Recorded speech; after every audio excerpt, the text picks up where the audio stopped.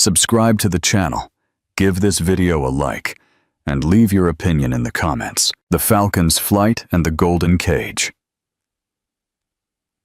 "Oh, Mommy, I'm so cold," whispered Amelia in a shaky voice, on the verge of tears.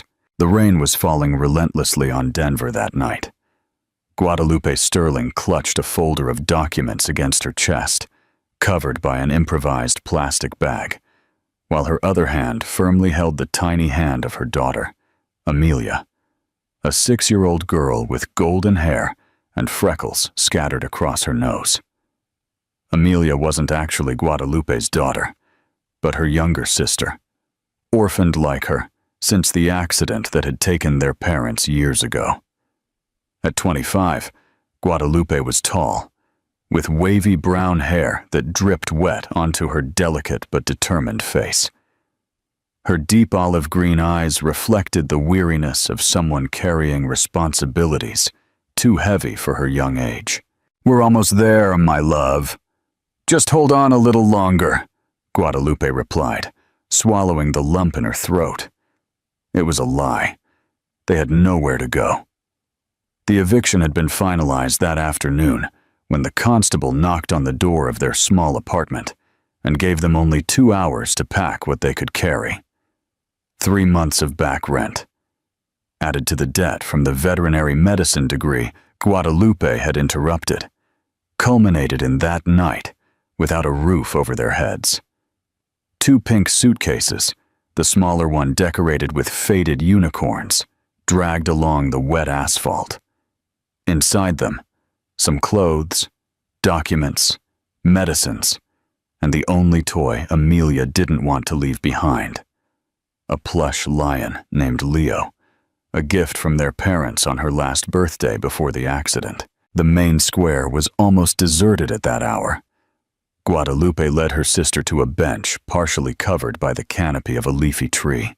She sat down, exhausted, and settled Amelia beside her, covering her with the only blanket they had brought. "Can you tell me a story, Mommy?" the girl asked, her eyes already heavy with sleep. "Once upon a time," Guadalupe began, her voice trembling, "there was a very brave princess and her magical little sister who went on a great adventure."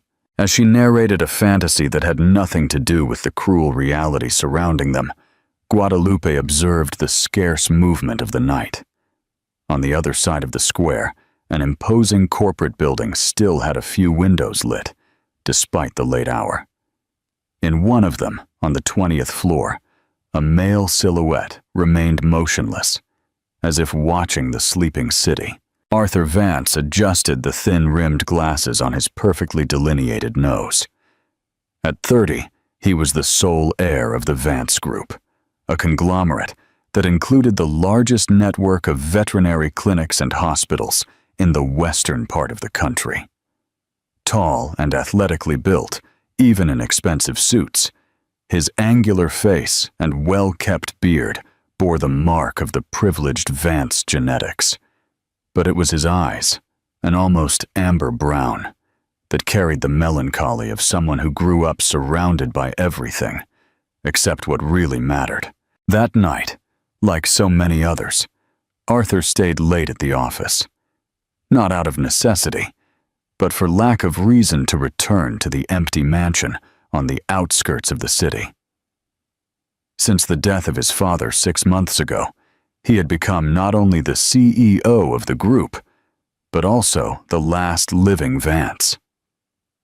His mother had passed away when he was only 8, and his father, Richard Vance, immersed himself in work and tequila, leaving his only son in the care of expensive boarding schools and temporary nannies. As he watched the rain through the panoramic window, his gaze caught the unusual movement in the square. A young woman and a little girl sitting in the fine rain that was now falling. Intrigued, he took the binoculars he used for bird watching, his only admitted hobby, and adjusted the focus. The scene hit him like a punch to the stomach. The woman, visibly exhausted, was narrating something for the girl, gesticulating with hands trembling from the cold, while 2 suitcases rested next to the bench.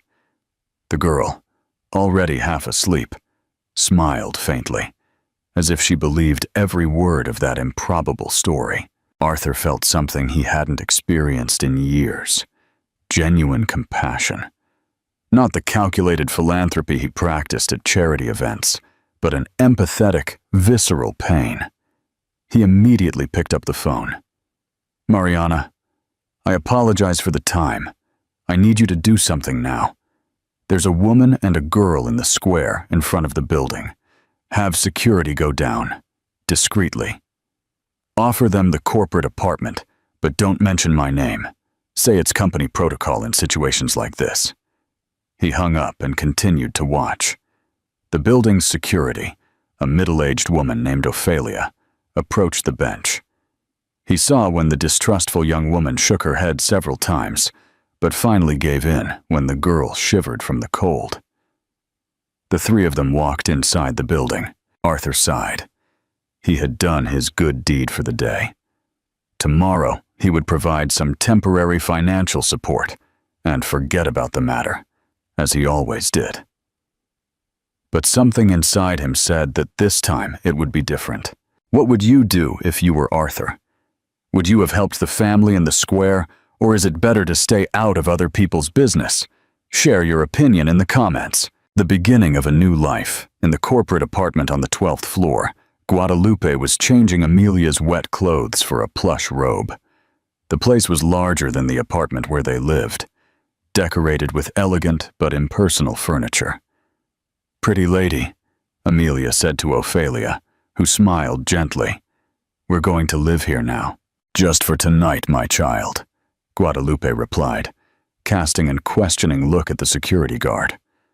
"For now, until we resolve your situation," Ophelia completed with a reassuring smile. "Mr. Vance has a program to help in emergency situations." "Vance? From the Veterinary Clinics Network?"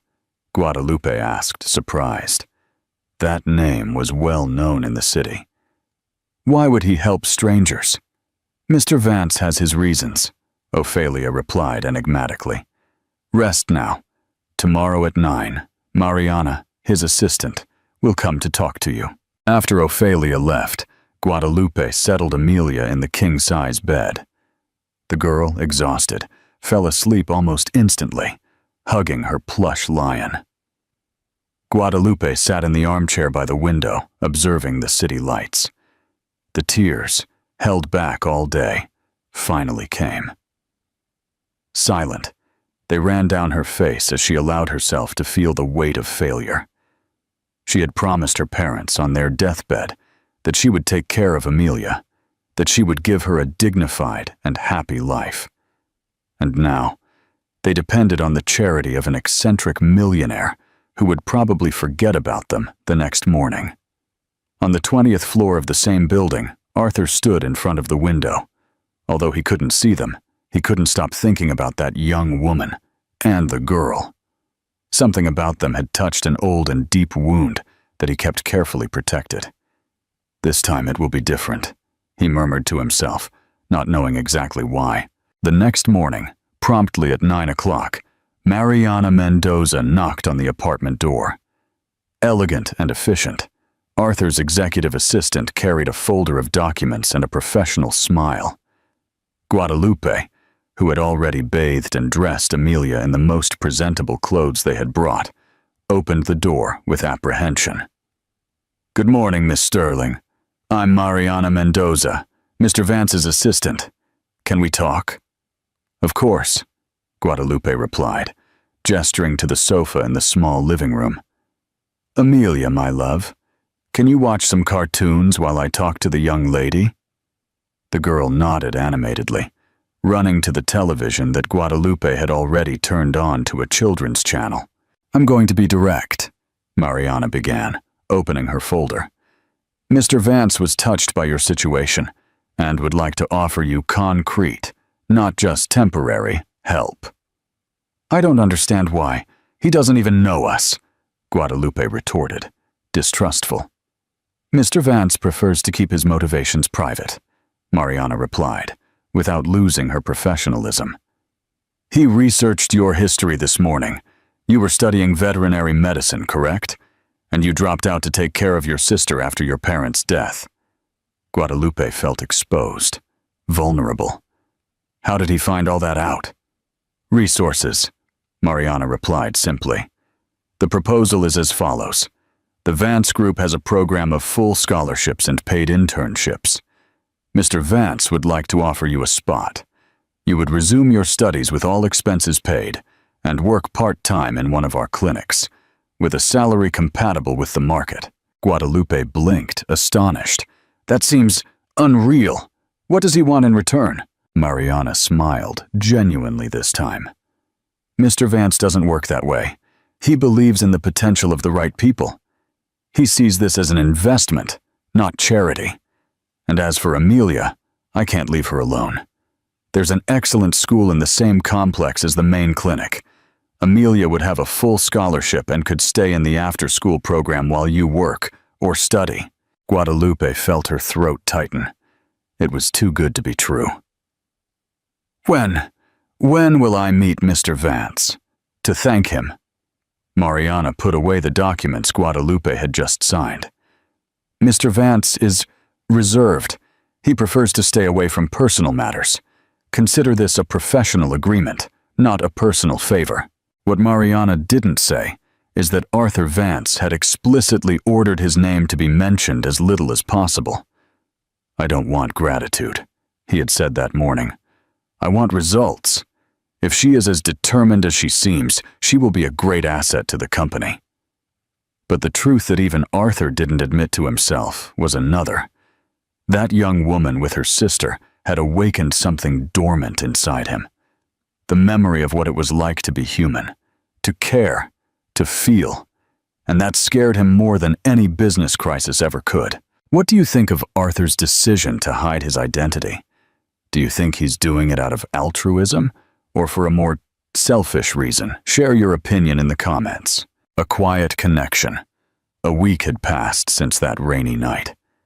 Guadalupe adjusted the badge of the Vance Veterinary Hospital on her impeccable white coat, while observing her reflection in the mirror of the small apartment she now occupied with Amelia. It was a functional apartment in a corporate building of the Vance Group, provided as part of the internship program that, she was beginning to suspect, had been created especially for her case. You look so pretty, Mommy, Amelia exclaimed, jumping around the living room in her new school uniform, a navy blue outfit with the embroidered gold crest of the Vance Integrated School on the pocket.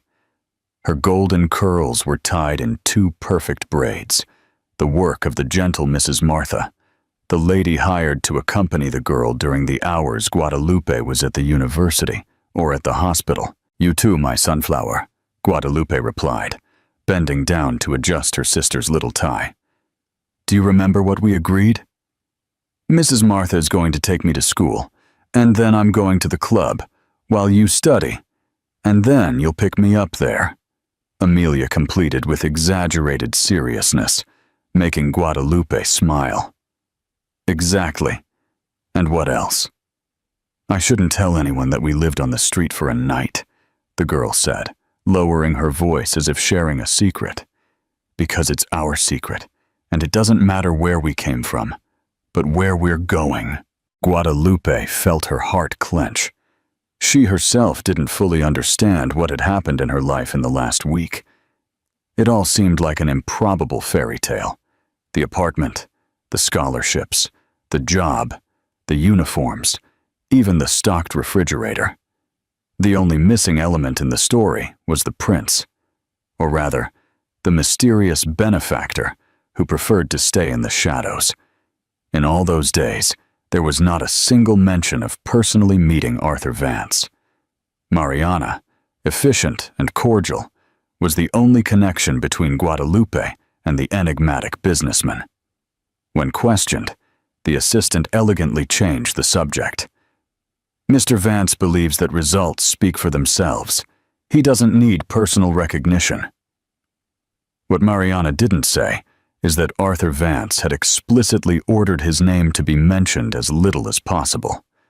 I don't want gratitude, he had said that morning.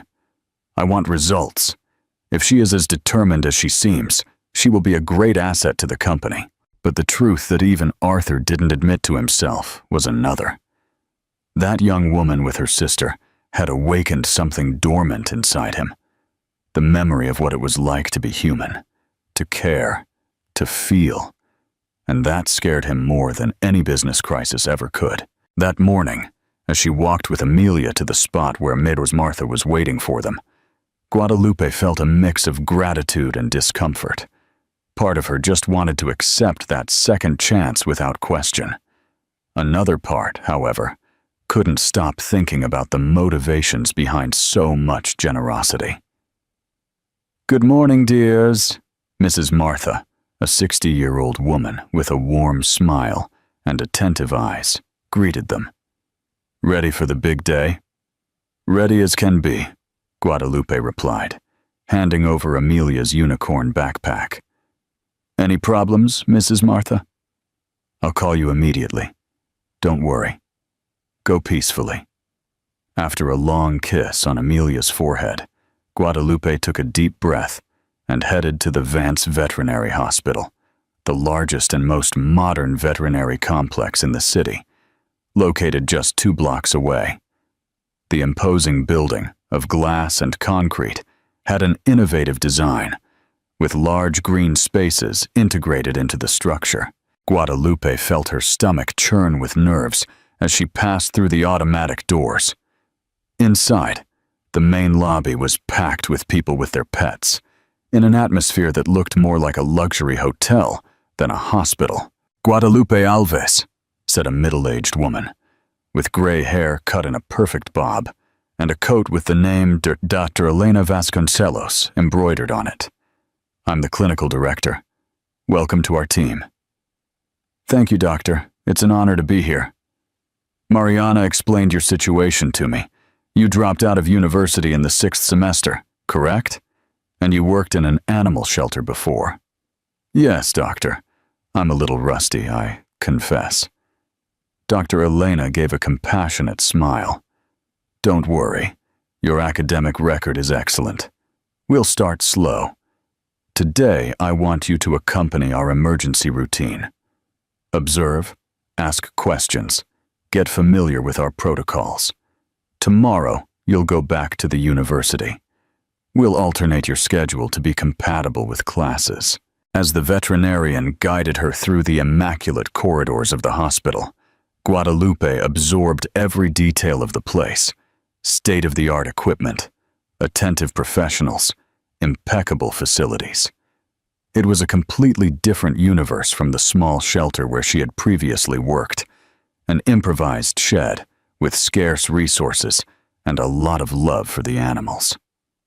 "This will be your locker," Dr. Elena indicated upon reaching the employee locker room.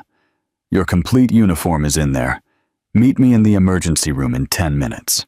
Alone for a moment, Guadalupe opened the locker with her name already engraved on a gold plaque. Inside, in addition to the uniforms, there was a white envelope. Intrigued, she opened it and found a simple card with a single handwritten phrase: "Welcome to your future. Prove your worth to yourself, not to me." There was no signature, but it was obvious who it was from. The handwriting was firm, elegant, and slightly slanted. Like its author, Guadalupe imagined. That was the first direct communication from Arthur Vance, and it contained a message that intrigued her even more. The next few hours passed in a whirlwind of activities. Guadalupe accompanied emergency cases, assisted in simple procedures, and impressed the team with her technical knowledge and empathy for the animals.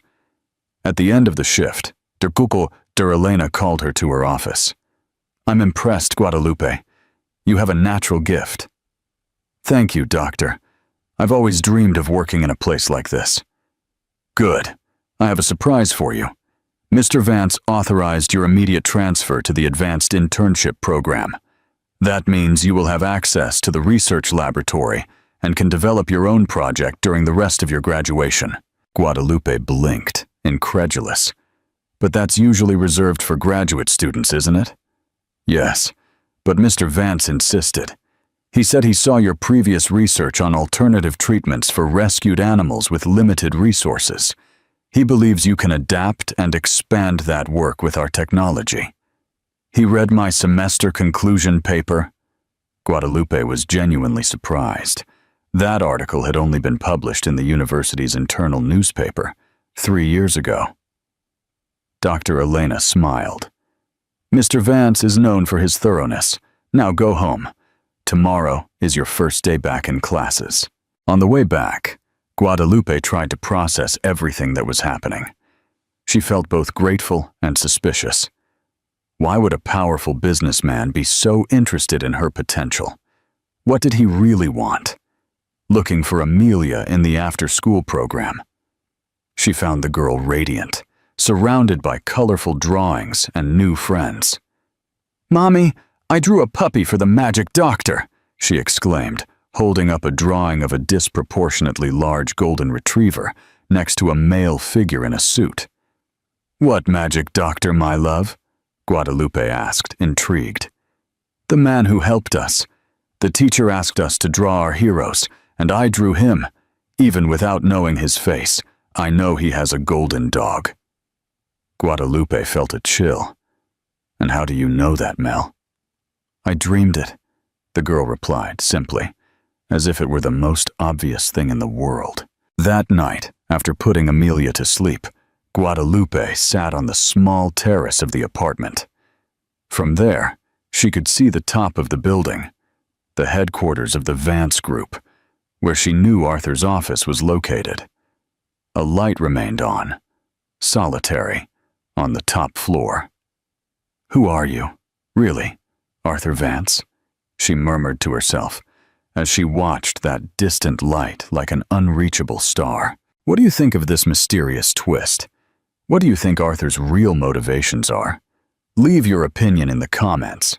The unveiling on the 20th floor of the building, Arthur was observing the same starry sky through his panoramic window. On his desk, the detailed report of Guadalupe's first day, delivered personally by Dr. Elena, was open next to the drawing made by Amelia, which one of the teachers had discreetly sent at his request. "Extraordinary," he murmured, observing the childish strokes that portrayed a man in a suit next to a golden dog. At the foot of the desk, Max, his 7-year-old golden retriever, the only living being he truly trusted, rested placidly, unaware that he had just been immortalized by the innocent stroke of a girl who had never seen him. This deeply disturbed Arthur. How could Amelia know about Max? He kept the dog at his house, in the country, away from the eyes of the corporate world. Very few people knew this facet of his life, the ruthless businessman who completely melted in the presence of the animal he had rescued as a puppy from a shelter about to close. His cell phone vibrated, interrupting his thoughts. It was a message from Mariana. She asked to meet you personally, to thank you. Arthur quickly typed. Denied. Maintain the distance as agreed. Mariana replied almost immediately. With all due respect, sir, that will become increasingly difficult. She is in the same building as you all day. Arthur sighed. Mariana was right. He had created a situation impossible to sustain in the long run. Sooner or later, he would run into Guadalupe in the corridors, in a meeting, at a corporate event. Why was he so determined to keep his distance? He himself couldn't explain. Maybe it was the fear that she would discover that his philanthropy was not as altruistic as it seemed, that deep down there was something profoundly selfish in his desire to transform the life of that young woman and her sister. Something that not even he fully understood. The next day, Guadalupe woke up before the alarm clock, anxious for her first day back at the university. As she prepared breakfast, she noticed an envelope that had been slipped under the door. Inside, 2 tickets to the Denver Botanical Gardens and a handwritten card. For Amelia, Sunday, 10 a.m. Main entrance. The big cat keeper will show you something special. Again, no signature. What is that, Mommy? Amelia asked, still drowsy, looking at the colorful tickets in Guadalupe's hands. A gift. We're going to the gardens on Sunday. From the magic doctor? The girl asked, her eyes suddenly bright. Guadalupe hesitated. Maybe, my love. Maybe. During classes that day, Guadalupe felt strangely observed. Not in a menacing way, but as if someone were constantly evaluating her every reaction, every answer she gave, every question she asked. Rationally, she knew it was unlikely that Arthur Vance was personally monitoring her academic progress. He was a busy CEO with dozens of companies to manage. But instinctively, she felt an invisible presence, guiding her steps. At lunchtime, she sat alone in the spacious university dining hall. As she absently stirred her salad, a deep, melodic voice surprised her. "Is this seat taken?" Looking up, she found a tall man, about 30 years old, wearing dress pants and a light blue shirt, with the sleeves rolled up to his elbows. His dark brown hair was impeccably cut, and the goatee framed a defined jawline. But it was his eyes that captured Guadalupe's attention. Amber, deep, with an intensity that seemed to pierce her soul. "No, go ahead," she replied, trying to hide her sudden nervousness. The man sat across from her, placing a tray with a turkey sandwich and a green juice on the table. "Ricardo Martinez," he introduced himself, extending his hand. "Professor of Veterinary Pathology, Guadalupe Sterling, 6th semester student, returning after an interval." A discreet smile curved his lips. "I know who you are, Guadalupe. Your reputation precedes you." Something in the way he said her name caused a shiver in Guadalupe. There was an inexplicable familiarity, as if they had met before. "Reputation? I didn't know I had one," she replied, intrigued. The brilliant student who gave up everything to take care of her little sister after a family tragedy, and who is now returning more determined than ever. He took a bite of his sandwich without taking his eyes off her. "I admire people who make sacrifices for those they love." Guadalupe felt her face flush. "How do you know so much about me?" "Small faculty. Gossip gets around. But don't worry. All I heard was praise." The conversation flowed with surprising naturalness. Ricardo was eloquent, cultured, and seemed genuinely interested in her ideas about preventive veterinary medicine for underserved communities, the topic she intended to develop in her research project. "You should present those ideas to the director of the Vance Hospital," he suggested. "I'm sure Arthur Vance himself would be interested." "Do you know him? Personally, I mean." Something indefinable passed through Ricardo's gaze. Everyone knows Arthur Vance, the solitary prince of Denver, brilliant, ruthless in business, and completely inaccessible on a personal level. Inaccessible, why? They say that since his mother's death when he was a child, he has emotionally shut down. His father raised him to be an heir, not a son. After the old Vance died a few months ago, Arthur became even more reclusive. Ricardo paused, as if measuring his next words. Some say he hides because he is afraid of becoming like his father, a cruel man who destroyed everything he touched, including his own son. Guadalupe felt a lump in her throat. Suddenly, Arthur Vance's generosity gained a new dimension. Maybe he was trying to break a cycle, to prove to himself that he could be different from his father. "I have to go," Ricardo said, checking his watch. "It was a pleasure meeting you, Guadalupe. I hope we see each other again." As she watched him walk away, Guadalupe couldn't help but notice how he moved with an almost feline elegance, as if every step was carefully calculated. There was something magnetic about him, something that excited her curiosity. What she didn't know was that Ricardo Martinez didn't exist. No professor with that name taught at the university. The man she had just had lunch with was Arthur Vance, disguised with a fake beard and contact lenses that slightly altered the color of his eyes. An elaborate plan to get to know her without revealing his true identity. And as he walked away, Arthur felt his heart race for the first time in years. The plan was simple: to observe her closely, to better understand the woman who had awakened his compassion that rainy night. What was not in the plans was the immediate connection, the ease of conversation, the almost irresistible desire to reveal everything right there. "What are you getting yourself into, Vance?" he murmured to himself as he entered an empty men's bathroom to remove the disguise. This is going to end very badly. But even as he said that, he knew it was already too late. The game of masks had begun, and there was no turning back. "What do you think of Arthur's disguise? Is this an act of genuine curiosity or a new form of deception? Let me know your thoughts in the comments." The beginning of a new chapter. When Sunday arrived, Guadalupe was anxious.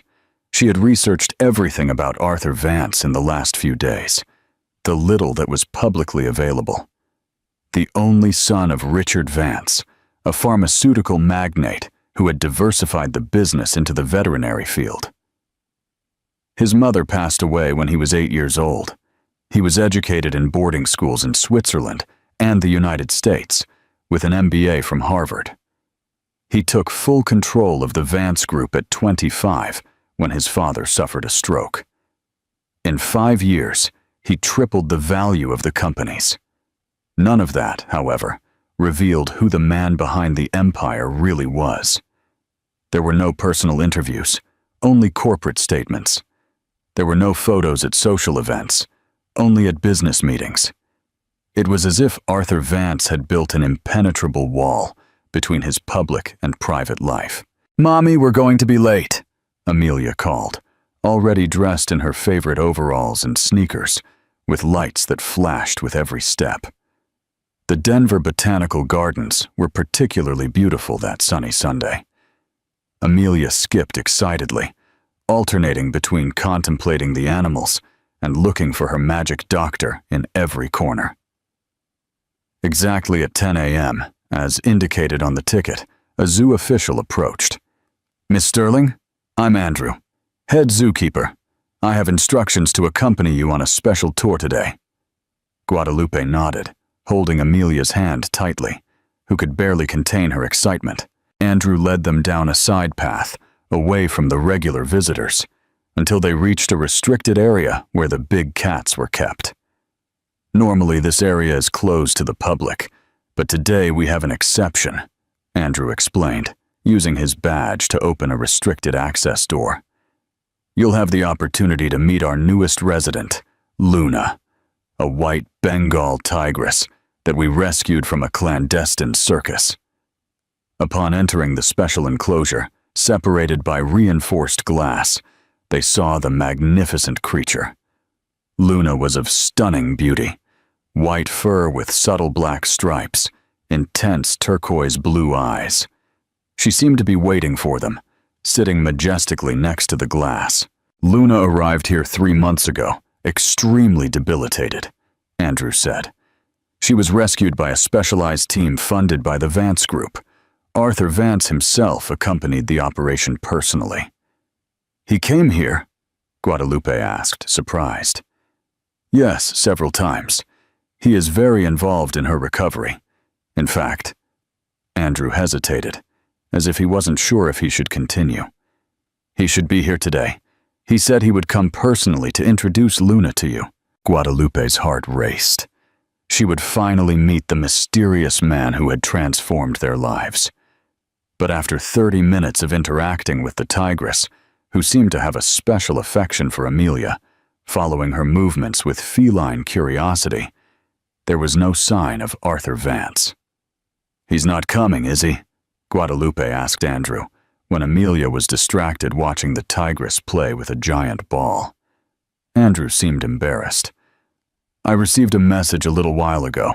He was called away for an emergency. He apologized and said he would schedule another meeting. The disappointment was evident on Guadalupe's face, but she disguised it when Amelia turned her attention back to them. "Mommy, Luna is magical like the doctor. Look, she has eyes the same color as mine," the girl exclaimed, pointing to the tigress's blue eyes that really reminded Guadalupe of Amelia's in tone and intensity. As they left the gardens 2 hours later, Amelia carried a plush white tiger that Andrew had given them. As a special gift, the girl chattered endlessly about Luna, about how she was special and how she wanted to come back to see her. Guadalupe, however, was lost in thought. Why did Arthur Vance keep avoiding her?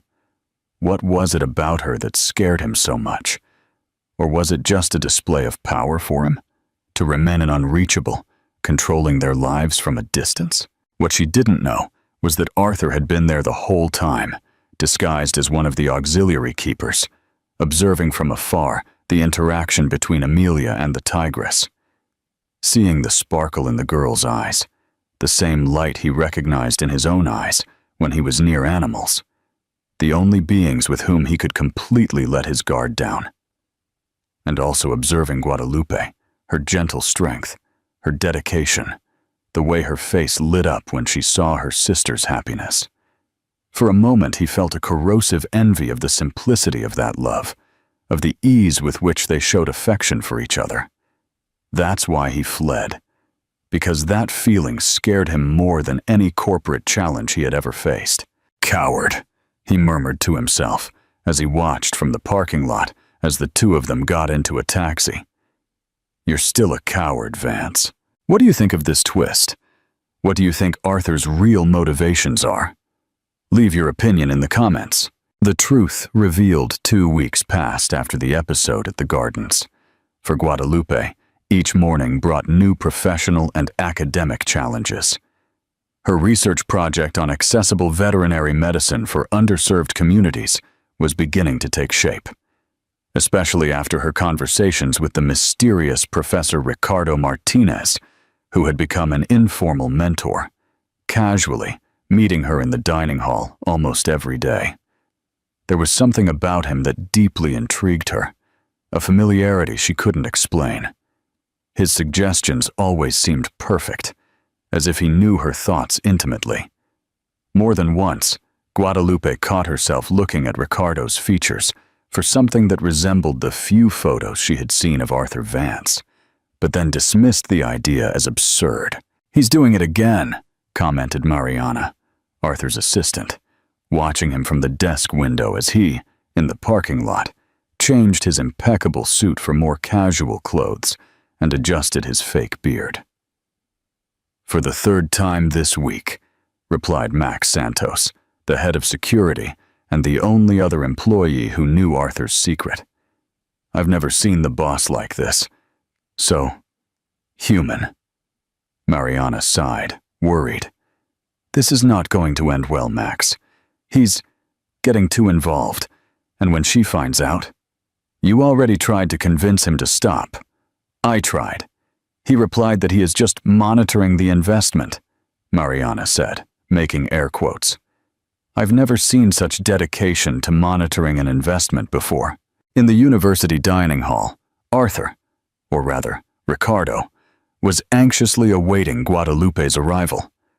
When he saw her enter the room, he felt that now familiar acceleration in his pulse. She was wearing the hospital coat over a simple petroleum blue dress, her hair in a loose bun, some strands escaping to frame her face. She looked tired, but her eyes shone with determination. "You look exhausted," he commented, when she sat across from him after exchanging the usual pleasantries. "Difficult night," Guadalupe replied, rubbing her temples. "Amelia had a fever, nothing serious, but I stayed up all night." The concern that crossed Ricardo's face was genuine. "And how is she now?" "Better. Mrs. Martha is with her today. The doctor said it's just a cold." There was an awkward moment of silence. Ricardo seemed to want to say something, but he held back. Finally, he asked, Did you present your project to Dr. Elena yet? Not yet. I'm finalizing the details. Don't delay too long. I hear that Arthur Vance is particularly interested in initiatives like yours. Ricardo smiled enigmatically. He values people with vision. Guadalupe lowered her eyes to her untouched sandwich. How do you know so much about what Arthur Vance thinks or values? Sometimes you talk about him as if you know him personally.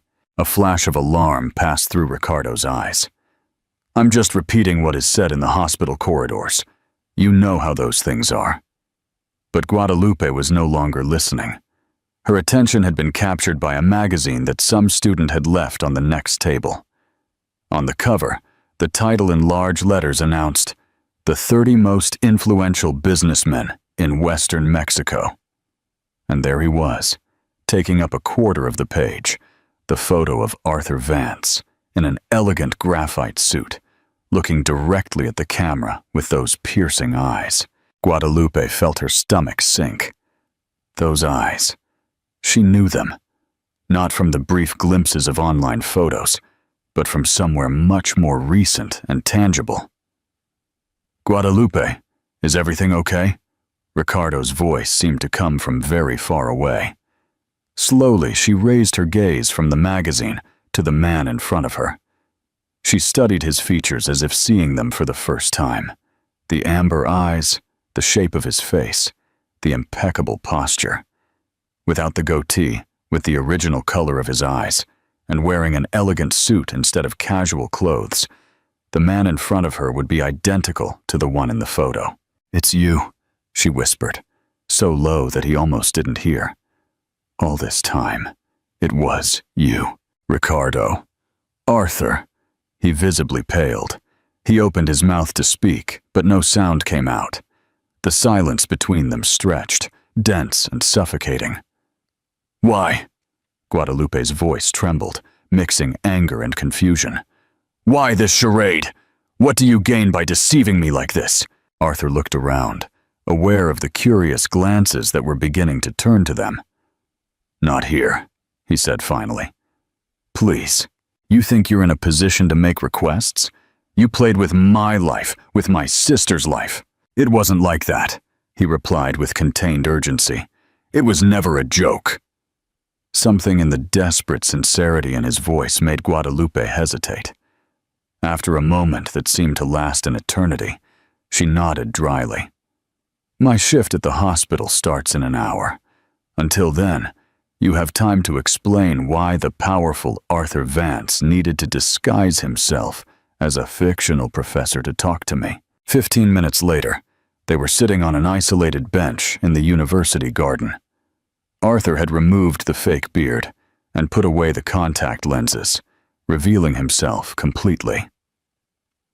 "I started by just observing you that night in the square," he confessed, looking at the horizon instead of facing her. "You and Amelia, alone in the rain. Something in that scene touched something inside me that I thought had been dead for years." Guadalupe remained silent, her arms crossed defensively. "When I decided to help you, the initial intention was just to offer resources, opportunities, nothing personal. But then I saw your work, your ideas. I saw how you related to the animals at the hospital, how you took care of Amelia with so much love, and I realized I wanted to know you, really know you. And why the disguise? Why didn't you just introduce yourself?" Arthur gave a sad smile. "Would you have acted naturally around me, knowing who I am? Would you have talked about your ideas, your dreams, your fears? Or would you have seen me just as the rich man who saved your life, to whom you owed eternal gratitude?" Guadalupe didn't answer, because she knew he was right. She would never have been so open, so genuine. "As Ricardo, I was able to get to know the real Guadalupe," he continued. "Not the grateful employee, not the exemplary scholarship student, but the woman who is passionate about her profession, dedicated to her sister, full of brilliant ideas, and so human in her vulnerability. "That doesn't justify the lie," she replied, but her voice had lost some of its hardness. "No, it doesn't justify it," Arthur agreed, finally looking directly at her. "And for that, I apologize, sincerely." The silence that followed was heavy with conflicting feelings. Guadalupe tried to process everything: the revelation, the pain of the betrayal, but also the strange feeling that she somehow already knew. Something in her subconscious had recognized Arthur through Ricardo's disguise, connecting with him unexpectedly. "What happens now?" she finally asked. "That depends on you," Arthur replied. "If you want, I can disappear from your personal life. I will maintain the scholarships, the job, everything I promised, but I will never again try to make contact beyond what is strictly professional." The idea caused an unexpected emptiness in Guadalupe's chest. Despite the anger, she realized that she didn't want to completely lose the man she had met in the last few weeks, whether he was Ricardo or Arthur. "And the other option?" she asked, almost in a whisper. "The other option is for us to start over, without disguises, without lies. Just Arthur and Guadalupe, getting to know each other for real." The proposal hung between them like a fragile possibility. "I have a condition," Guadalupe said after a long reflection. "I want Amelia to meet you, the real you, and she will decide." Arthur swallowed hard, visibly nervous. "Children are ruthless judges." "Exactly," Guadalupe replied, allowing herself a small smile. "And Amelia has a special talent for seeing beyond appearances. If she accepts you, I will consider that new beginning." "What do you think of Guadalupe's condition?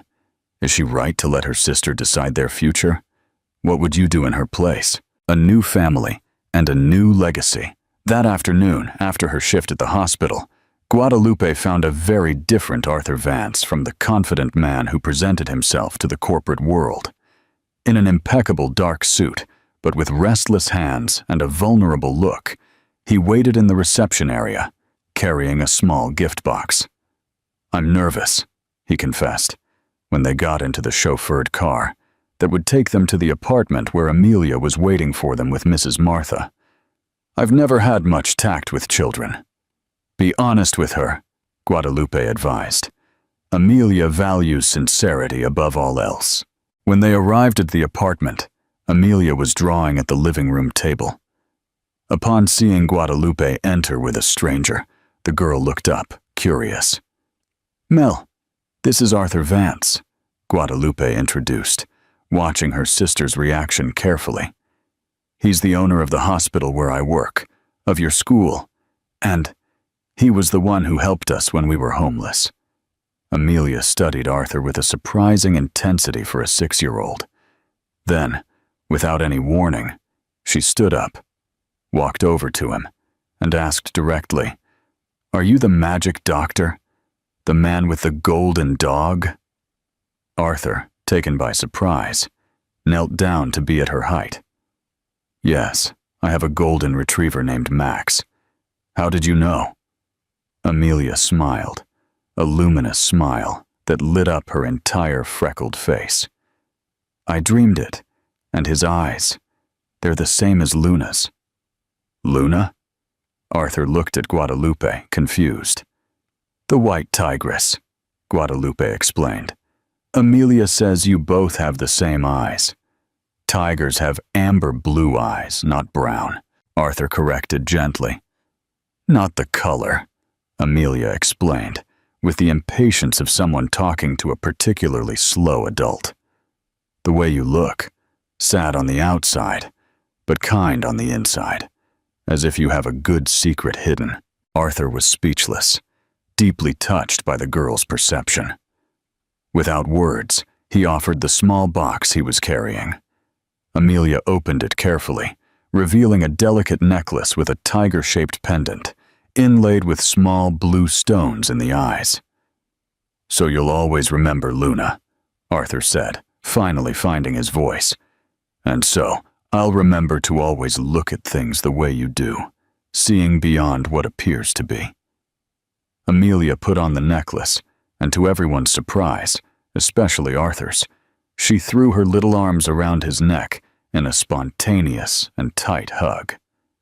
"Thank you for saving us in the rain," she whispered in his ear. "Mommy Guadalupe was very sad that night. I knew you were good, even when she didn't believe it." That simple moment, the trusting embrace of a girl who accepted him completely, broke something inside Arthur. A barrier built over decades of loneliness and distrust. Silent tears ran down his face as he hugged Amelia back, looking over her head at Guadalupe, who watched the scene with her own watery eyes. In her heart, Guadalupe knew that was the real Arthur Vance, not the powerful businessman, not the calculating philanthropist, but a man starved for connection, capable of crying in the embrace of a girl who accepted him without judgment. "Can he stay for dinner?" Amelia asked, releasing her hug, but holding Arthur's hand tightly. He looked at Guadalupe, a silent question in his eyes. "Yes," she replied softly. "He can stay." The following months brought profound changes for everyone. After that first dinner, Arthur Vance began to become part of Guadalupe and Amelia's daily lives. Not as the distant benefactor or the powerful businessman, but as a genuine presence, a man rediscovering himself through the eyes of a brave woman and an intuitive girl. The first transformation was physical. The austere desk on the 20th floor of the Vance building gained a children's space in the corner, a small table filled with drawing materials, colorful books, and on the mural above, dozens of Amelia's drawings. Among them, the first portrait of the magic doctor with his golden dog had a place of honor, framed in dark wood. "You're turning my office into a children's gallery," Arthur joked with Guadalupe on a Friday afternoon, as he watched Amelia concentrate on her newest drawing, a portrait of the family that was forming, with 3 figures holding hands under a starry sky. "Any objections, Mr. Vance?" "On the contrary," Arthur replied, as his hand found hers discreetly. "I think I should have done this years ago." Guadalupe's professional development surprised even the most skeptical. Her project on accessible veterinary medicine for underserved communities gained strength when Arthur, truly impressed with the proposal's viability, allocated an entire wing of the Vance Hospital for free care for low-income animals. "Guadalupe Sterling Program," the plaques at the entrance of the sector discreetly announced. "You put my name on it," she observed, moved, on the day of the inauguration. "It's your project, your vision," he replied simply. "But it's your hospital, your investment." Arthur gently touched her face. "It's our work, together." It was in that same week that the regional business magazine published an extensive article about the program, highlighting how the initiative was revolutionizing access to animal health in the suburbs. For the first time in his career, Arthur Vance granted a personal interview, posing for photos next to Guadalupe in front of the hospital. It wasn't just a marketing strategy, it was a public declaration. He was no longer alone. The climax of the week, however, was when Luna, the white tigress, was officially presented as the symbol of the Denver Botanical Gardens, now incorporated into the Vance Group's conservation program. Arthur had convinced the board to transform the place into a sanctuary for rescued animals, with a focus on environmental education. "I have a surprise for you," he announced that Sunday morning as they had coffee on the terrace of Guadalupe's apartment, now much more comfortable after some discreet improvements he had insisted on making. "Another one?" Amelia asked, looking up from the drawing she was making. At 7, her artistic talent was flourishing more and more each day. "A special one," Arthur replied, handing an envelope to Guadalupe. "Open it." Inside, she found official documents from the botanical gardens. Upon reading them, her eyes widened. "You created a symbolic adoption program for the rescued animals," she stated, looking through the papers. "And you named Amelia as the official guardian of Luna?" "Not just that," he added, as Amelia jumped for joy. "I established an educational foundation in her name. Children from public schools will participate in awareness programs about conservation and animal welfare, and will receive scholarships if they show interest in the area." Guadalupe was speechless. This went far beyond material generosity. It was the recognition of Amelia's special sensitivity, the validation of a gift the girl had shown since childhood. "Why?" she finally asked, her voice an emotional whisper. Arthur, who was no longer the closed-off man he once was, didn't hesitate, "Because Amelia taught me to see with my heart, and I want other children to learn the same." That night, after putting Amelia to sleep, exhausted but radiant with the prospect of being Luna's official guardian, Guadalupe found Arthur on the small terrace of the apartment, contemplating the city lights. Something in his posture indicated that he was struggling with deep thoughts. "A penny for your thoughts," she said softly, joining him. Arthur smiled, but there was a shadow of unease in his eyes. "I'm thinking about ghosts." "Ghosts?" "From the past." He took a deep breath. "There's something you need to know about me, about my father. Something I've carried alone for years." Guadalupe felt the seriousness of the conversation and held his hand, silently encouraging him to continue. "My father wasn't just a difficult or emotionally distant man, as I told you. He was cruel." Arthur's voice trembled slightly. "Not just with me, but with everyone around him, especially with my mother." The silence that followed was heavy with old pain, scars that business success could never heal. "I was 8 years old when she died," he continued. "Officially, it was an accident. She fell down the stairs of the mansion. But I heard her arguing with my father that night. I heard the noise of the fall, and when I ran to the hallway, I saw my father standing at the top of the stairs, looking down at her body." Guadalupe brought a hand to her mouth, horrified. "Arthur, you think that I could never prove it. He was too powerful. Everyone concluded it was a tragic accident." Arthur ran a hand through his hair, a rare gesture of vulnerability. "The next morning, he sent me to a boarding school in Switzerland. He said it was for my own good. In reality, it was to silence me." "My God," Guadalupe whispered, squeezing his hand in hers. "How did you manage to endure that alone?" "By burying myself in work, building walls, becoming the best at everything, so one day I could face him on equal terms. And you succeeded?" A sad smile curved Arthur's lips. "When I finally came back, graduated, and ready to take my place in the company, he suffered the stroke that left him partially paralyzed. The great Richard Vance, reduced to a man in a wheelchair, unable even to speak clearly." Silent tears ran down Arthur's face now. "Do you know what my first thought was? Poetic justice. Life had done for me what I would never have had the courage to do. But you took care of him, right? Even after everything. For 5 years, I hired the best nurses, the best doctors. I visited him every week, even though he could barely recognize my presence. Not out of love. That feeling died that night, along with my mother. But because I needed to prove to myself that I was different from him." "And you are," Guadalupe stated with conviction. "Am I?" Arthur finally turned to face her.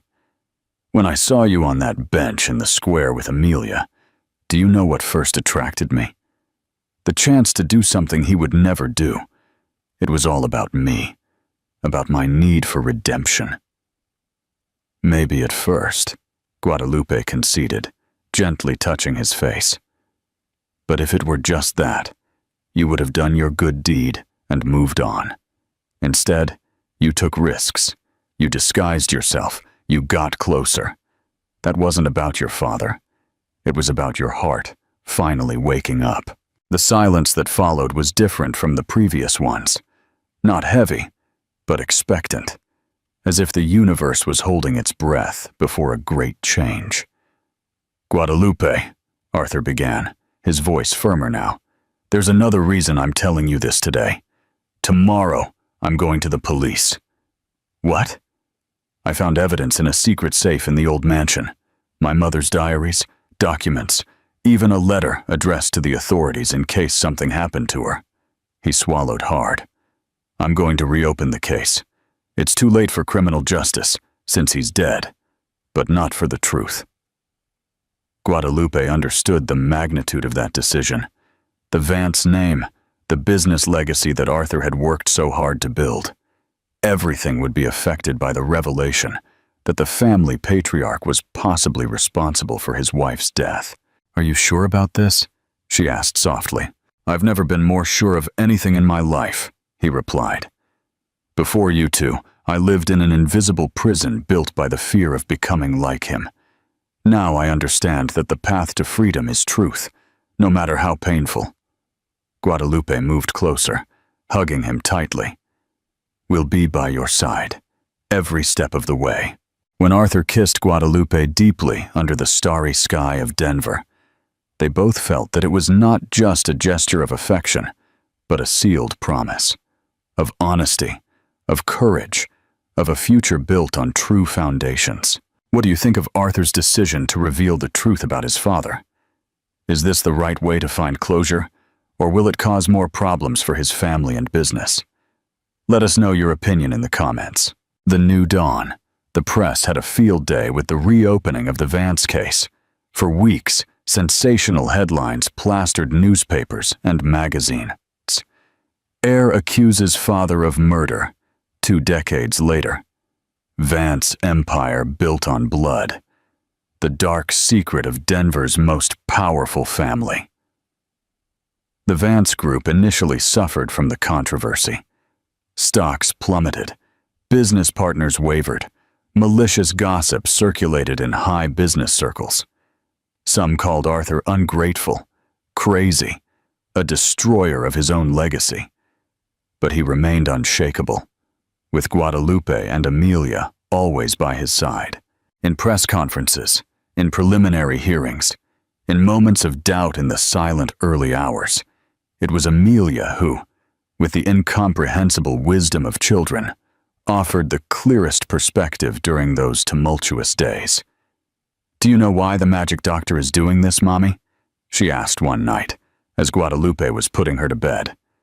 "So his mommy can finally sleep in peace, just like ours." 3 months after the media storm began, something unexpected happened. A former employee of the Vance mansion, now elderly, came forward as a witness. She not only confirmed having seen Richard Vance push his wife that fateful night, but she also revealed that she had witnessed years of abuse before the final tragedy.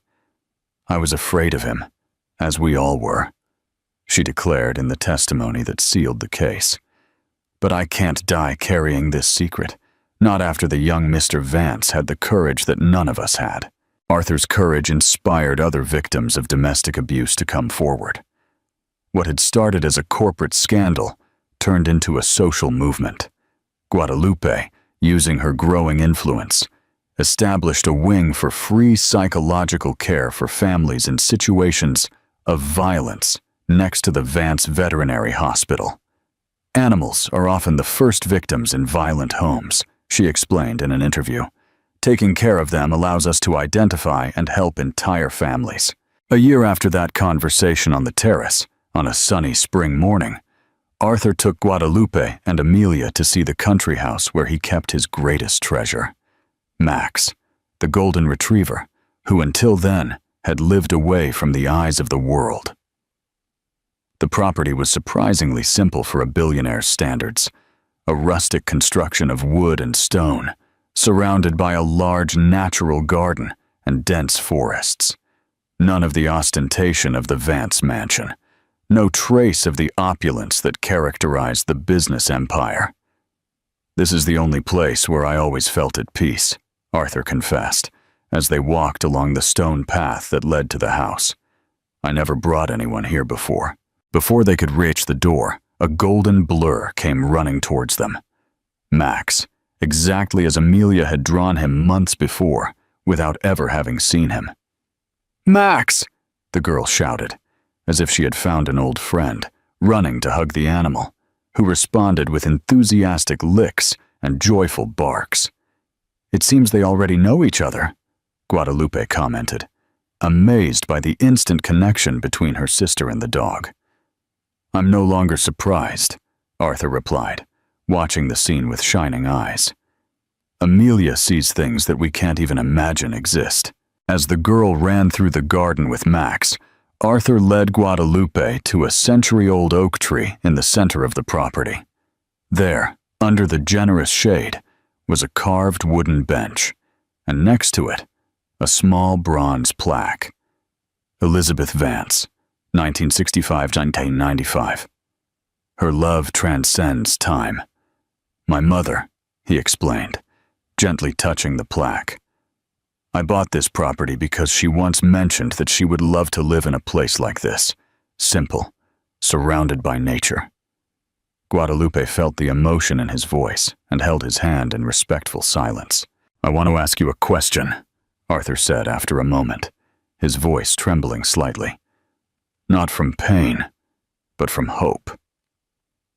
And this place seemed ideal, with her as a witness. To Guadalupe's surprise, he knelt in front of her, taking a small blue velvet box from his pocket. Inside, a platinum ring with a single emerald gleamed under the light filtered by the leaves of the oak tree. The stone is the color of your eyes, he said, his voice now firm, determined. Green, like the hope you brought back into my life. Silent tears began to run down Guadalupe's face. I'm not asking you to erase my past or heal my wounds, Arthur continued. I'm asking you to build a future together, based not on gratitude or obligation, but on the love that grew between us, against all odds. Before Guadalupe could answer, a childish voice interrupted him. Say yes, Mommy, Amelia shouted, who was watching everything from afar, with Max by her side, as if both were sentinels of that sacred moment. So we can live here with Max and have our happy ending. Guadalupe laughed through her tears, looking from her sister to the man kneeling in front of her. The man she had first known as a distant shadow, then as a fictional professor, and finally as himself, with all his complexities and exposed wounds. Yes, she finally replied. Yes to the future we will build together. Yes to our improbable family. Yes to starting over, not from scratch, but from everything that brought us here. When they kissed, under the oak tree, with Amelia running to hug them, and Max barking happily around them, the cycle was complete. The past was not forgotten. It never would be. But it had been confronted, exposed to the light, allowing new shoots of hope to blossom in the cracks of the pain. In the following weeks, the headline of the main newspaper, the Denver Post, announced, Arthur Vance transforms group headquarters into community center. The old family mansion, the scene of so many shadows, would be converted into a support complex for women and children who are victims of domestic violence, with coexistence areas for animal-assisted therapy. The couple established their residence in the country house, discreetly expanding it to accommodate not only the family they were forming, but also to welcome children from the environmental education program created by Amelia. On weekends, the place was filled with children's laughter, joyful barking, and the comforting noise of lives being transformed. On a particularly significant afternoon, Amelia, now officially Arthur's adopted daughter, led a group of children from the suburbs on their first visit to the sanctuary of big cats at the gardens. When they arrived at Luna's habitat, the white tigress majestically approached the glass, as if she recognized her little guardian. Look, Amelia said to her amazed companions. She has scars on her paws and face because she suffered before she got here. But now she's safe and happy, even with the marks. That's how we know we get stronger after bad things. Arthur and Guadalupe, watching the scene hand in hand, felt the same thought echo in their hearts. Scars tell our story, but they don't determine our destiny, and sometimes it's necessary to go through the darkness of the deepest night to truly value the light of dawn. The circle has closed, Arthur murmured, gently squeezing Guadalupe's hand, where the emerald ring gleamed. Not a circle, Guadalupe corrected with a radiant smile. An ascending spiral. Each turn takes us a little higher, a little closer to who we can really be. And in that moment, under the watchful eyes of Luna, and surrounded by children whose lives were being transformed by their love, they both knew with absolute certainty that even in stories marked by pain and loss, happy endings are not just possible. They are inevitable when you have the courage to see beyond appearances and allow the heart, instead of fear, to guide the way home. What do you think of this ending? Did Arthur and Guadalupe get their happy ending? What do you think the future holds for them? Share your thoughts in the comments.